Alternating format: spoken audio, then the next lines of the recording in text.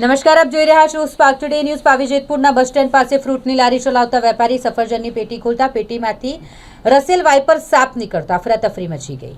વહેલી સવારે ફ્રૂટની લારી ચલાવી ગુજરાન ચલાવતા સુરેશભાઈ જે ઘરથી બસ સ્ટેન્ડ જવા નીકળ્યા એમને જગ્યા પર પહોંચ્યા અને સફરજનની પેટી ખોલી અને પેટીમાંથી અચાનક ઝેરીલો રસેલ વાઇપર સાપ નીકળ્યો એટલે ડરી ગયા। ધીમે ધીમે આ વાત આખા ગામમાં પ્રસરી ગઈ। લોકોના ટોળે ટોળા ઉમટી પડ્યા। બાદ સાપ પકડનારને જાણ કરી એટલે સાપ પકડનાર નસીબભાઈ તડવી ત્યાં પહોંચ્યા અને રસેલ વાઇપર નામક આ સાપની પ્રજાતિ કે જે ઝેરીલો હોય છે તેને રેસ્ક્યુ કરવામાં આવ્યો।